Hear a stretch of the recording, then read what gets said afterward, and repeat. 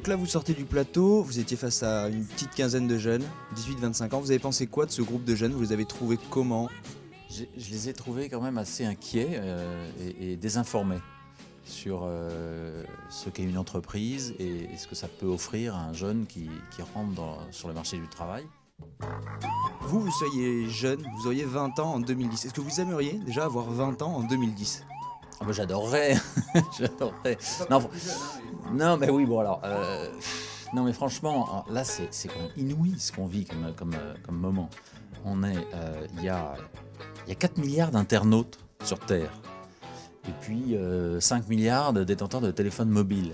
Bon alors bien sûr, on peut aussi parler de ceux qui n'ont rien, ok, mais quand même, ces chiffres-là, ça veut dire avec un PC, bon, ou un Mac, ok, pour 300 $, 300 €, on a une connexion au débit, on a son PC et on peut proposer ce qu'on veut à 4 milliards d'êtres humains. Moi, je trouve ça incroyable. Et ça, c'était pas le cas il y a 20 ans. Et donc maintenant, les jeunes Français qui ont un niveau d'éducation supérieur par rapport à d'autres populations de jeunes, ils ont une chance inouïe et ils doivent la saisir plutôt que d'avoir peur du futur. C'est incroyable.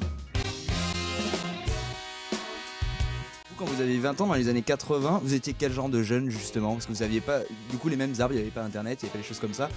C'était qui Charles Becbédé à 20 ans? En dehors des rallyes et tout ça, hein. C'était donc effectivement plus difficile. On créait pas sa boîte, ou enfin beaucoup moins.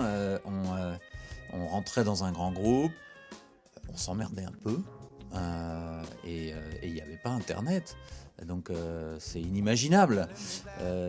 Mais bon, en même temps, il n'y avait peut-être pas aussi autant de pression liée à la mondialisation, qui est un problème, enfin une menace, mais en même temps, comme je viens de le dire, aussi une fantastique opportunité.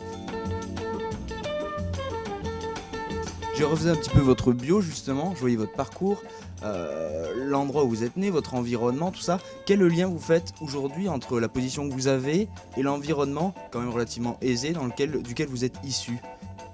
Quand vous voyez des jeunes par exemple qui n'ont pas, vous parlez de démarrer dans un grand groupe, par exemple tous les jeunes ne peuvent pas démarrer dans un grand groupe de la même façon. Vous avez quel regard justement sur cet héritage que vous aviez au départ? Effectivement, ça m'a permis, j'ai eu une très bonne éducation, voilà.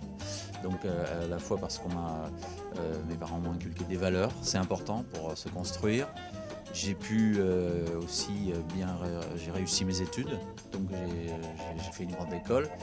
Je suis pas né avec une cuillère en argent dans la bouche, j'ai pas eu de fortune personnelle, j'ai commencé avec rien. Mais c'est vrai que j'ai eu une éducation superbe. Et donc voilà, donc ça c'est vrai que c'est une chance. Merci.